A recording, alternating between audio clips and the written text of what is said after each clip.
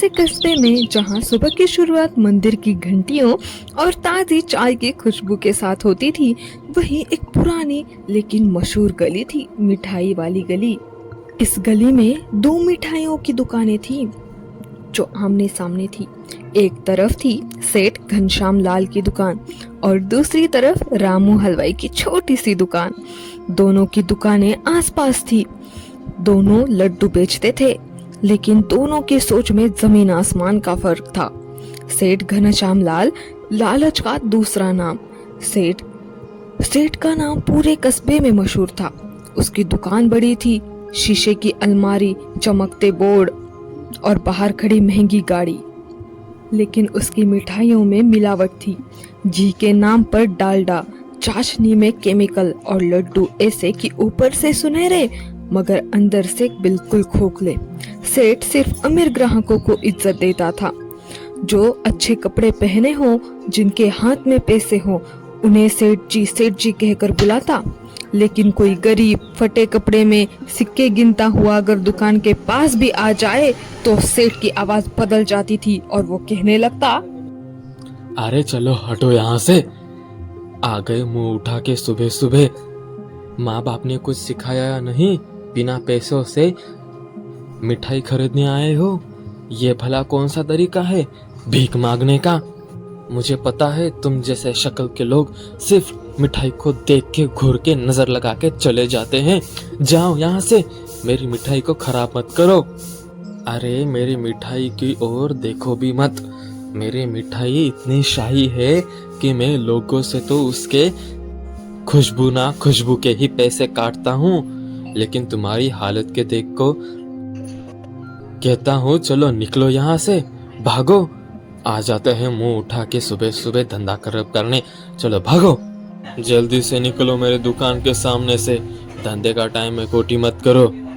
कई बार तो वो गरीबों को दुकानों से भगा देता, चाहे वो ग्राहक ही क्यों ना हो।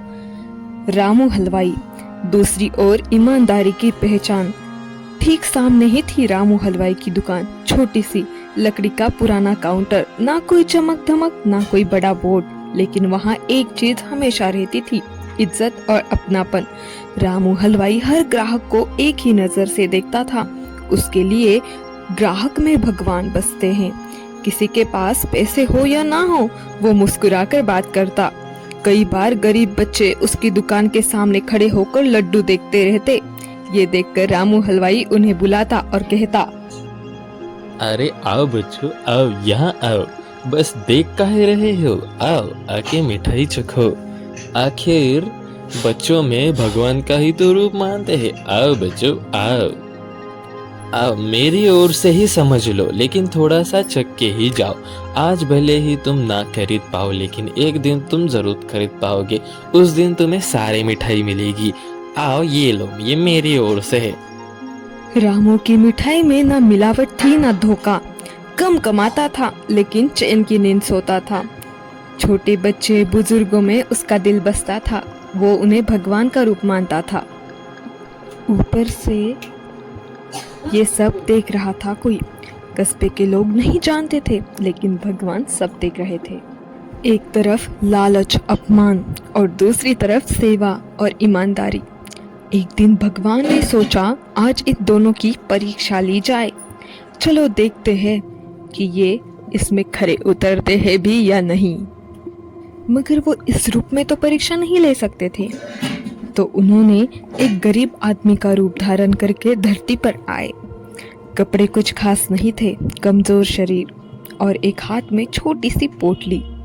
एक गरीब मनुष्य के रूप में भगवान आ चुके थे इन दोनों की परीक्षा लेने, और यहीं से शुरू होती है इन दोनों की परीक्षा।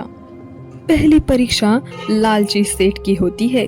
लालची मिठाई वाले के पास भगवान सबसे पहले पहुंचे, सेठ घनश्याम लाल की दुकान पर।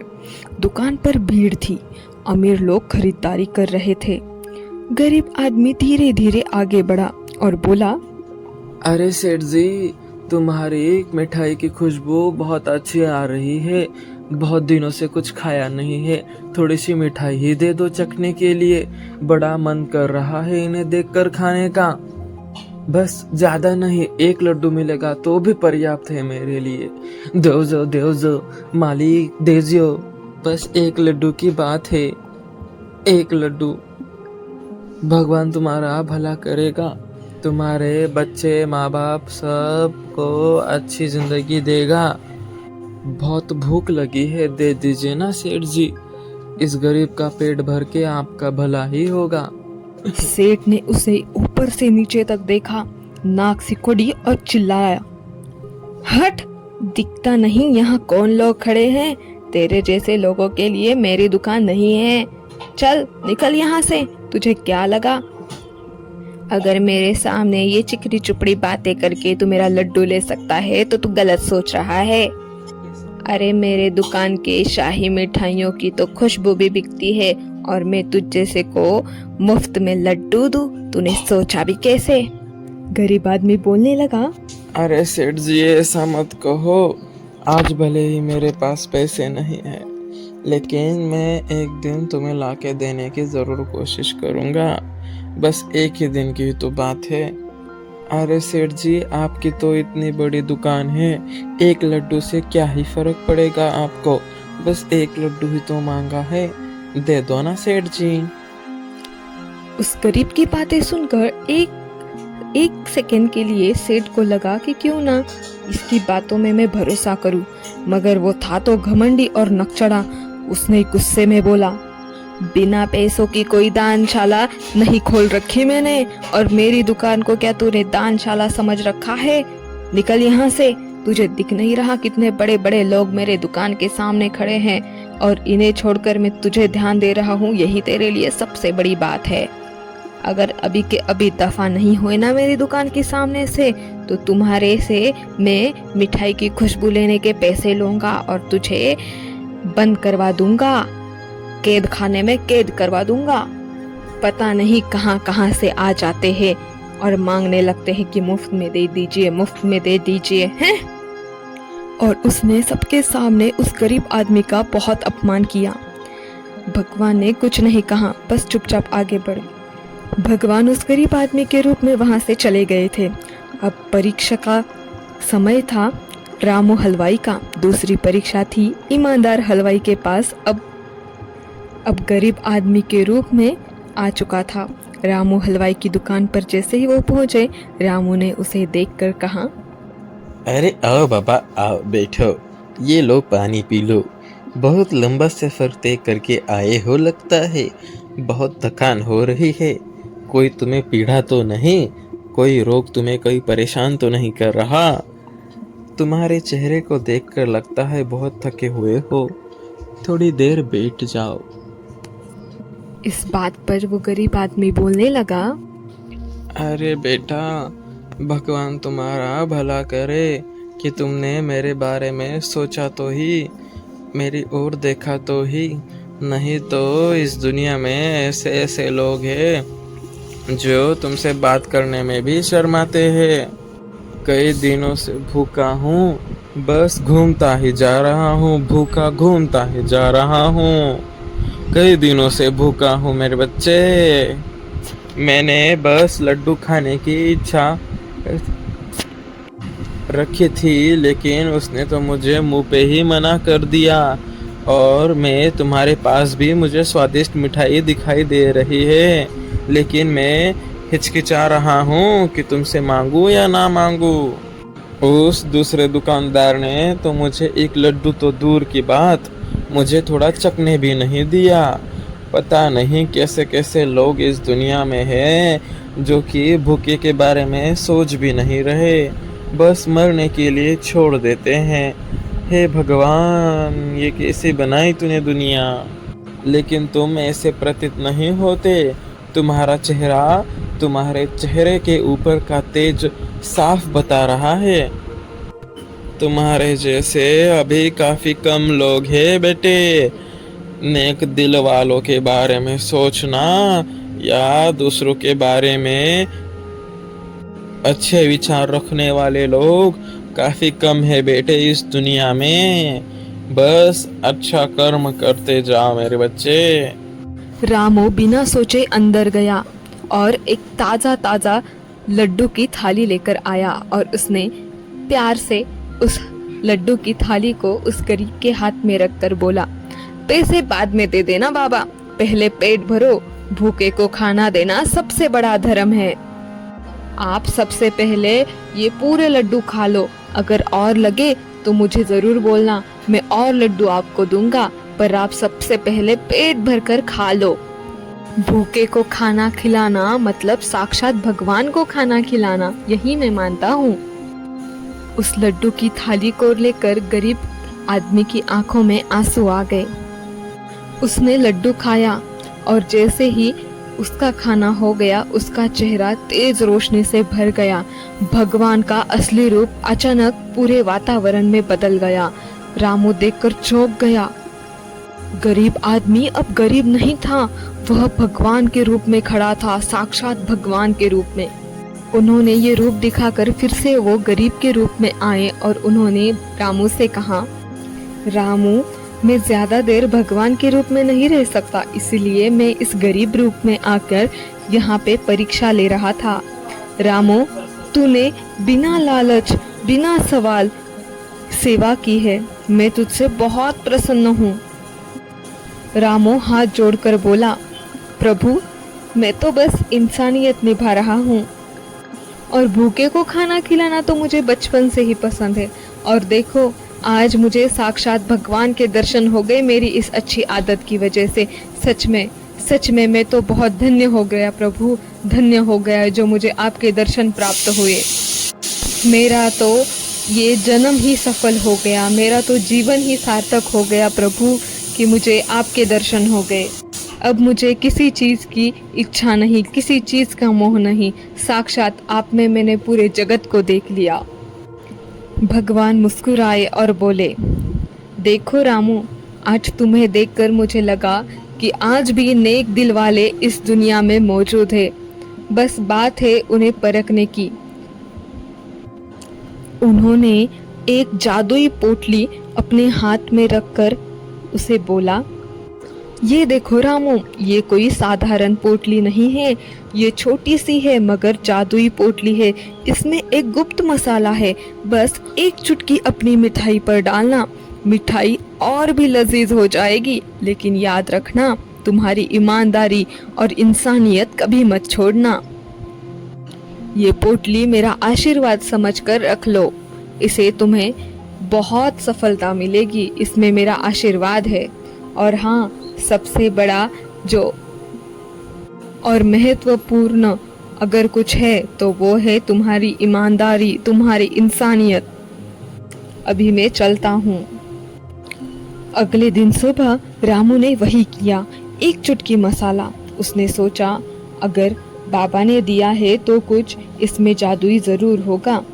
अपने लड्डुओं पर उसने बस एक चुटकी डाली। जैसे ही उसने वो किया, उसकी दुकान पूरी मिठाइयों से महक उठी थी। वो जादुई महक पूरे मोहल्ले में फैल गई। उस महक की वजह से बहुत सारे ग्राहक उसकी दुकान पर आने लगे। लोग आने लगे और कहने लगे, वाह क्या खुशबू है, ऐसा स्वाद कभी नहीं चखा, इसके तो खुशबू में ही स्वाद आ रहा है। वाह वाह रामू, आज तुमने मिठाई में क्या डाला है और क्या डालकर मिठाई बनाई है, बहुत ही लजीज खुशबू आ रही है तुम्हारी मिठाइयों से, ऐसी खुशबू तो मैंने पहले कभी नहीं ली। मैं आज तक बड़ी से बड़ी मिठाइयों की दुकानों पर गया हूँ, मगर इतनी अच्छी खुशबू मैंने कभी किसी मिठाई से नहीं आते हुए देखी। तुम्हारी मिठाई की खुशबू तो बहुत ही अविस्मरणीय है। रामू की दुकान के सामने भीड़ लगी, लाइन लगी। पूरा कस्बा रामू की दुकान पर उमड़ पड़ा, सिर्फ उसकी मिठाई लेने के लिए। रामू ये सब देखकर बहुत खुश था। उसे हमेशा से लगता था कि उसी बनाई मिठाई सब लोग चखे, सब लोग खाए। हर घर में उसकी मिठाई आज पहुंच चुकी थी उसकी ईमानदारी की वजह से। वहीं दूसरी ओर लालची मिठाई वाले की पोल खुलने वाली थी। उधर से घनश्याम लाल की दुकान पर ग्राहक कम होने लगे थे। लोगों ने उसकी मिठाई चखी और शिकायतें करनी शुरू की, इसमें केमिकल पड़ते हैं। हर लोग उसकी दुकान के सामने खड़ी होकर एक दूसरे से बोलते।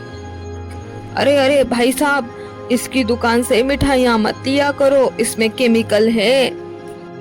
वही दूसरे दिन एक बूढ़ी औरत भी उसकी पड़ोसन से कहने लगी, अरे बेटा, इसकी दुकान से मिठाइयाँ मत खरीदा कर, वहाँ हलवाई रामू है ना, उसके पास से खरीदा कर, वो बहुत अच्छी मिठाइयाँ देता है, मगर ये केमिकल डाल के देता है। मैंने इसकी मिठाई 2-4 दिन पहले लेके गई थी तो मेरी बच्ची बीमार पड़ गई, मेरी पोती को बहुत पेट में दर्द हो रहा था इसकी मिठाई खाने की वजह से।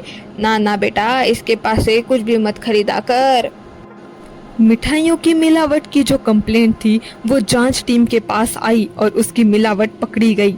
सेठ की दुकान पर पुलिस आए और कहने लगे, सेठ, हमें कुछ सैंपल मिले हैं जिसमें आपकी मिठाइयों में मिलावट थी और बाहर भी काफ़ी चर्चा है, सारे लोग बोल रहे हैं कि आप मिठाइयों में केमिकल डाल रहे हैं, सस्ती क्वालिटी का डालडा यूज कर रहे हैं और एक्सपायर मिठाइयों को भी बेच रहे हैं। इसकी वजह से पूरे गांव में हड़कंप मचा है, सब लोग पेट दर्द से परेशान हैं और वो सब आपकी मिठाइयाँ खाने के वजह से हो गया है, इसीलिए आपको दुकान बंद करनी पड़ेगी। सेठ की दुकान सील कर दी गई और सेठ जी को आगे की जांच पड़ताल के लिए पुलिस अपने साथ ले गई। वो पुलिसकर्मी जांच पड़ताल की टीम से ही आए थे और घमंडी सेठ का दुकान अब हमेशा के लिए बंद हो चुका था। वही लोग जिन्हें वो गरीब समझकर भगाता था, आज उसके पतन के गवाह थे। रामू हलवाई आज भी उसी सादगी से मिठाई बनाता है, अमीर गरीब सबको एक नज़र से देखता है। कस्बे के लोग कहते हैं, अरे मिठाई घी से नहीं दिल से मीठी बनती है, जैसे कि हमारा रामू बनाता है, दिल से मिठाई। अगर उसकी मिठाई खाए तो दिल, मन, पेट सब कुछ खुश हो जाए। अगर एक बार उसकी मिठाई खाए तो हर कोई बार बार खाने चला जाए। ऐसी तो मिठाई बनाता है हमारा रामू। हम कितने अच्छे हैं और भाग्यशाली है कि हमें रामू हलवाई जैसा हलवाई अपने मोहल्ले में मिल गया। वाह, क्या मिठाई होती है उसकी।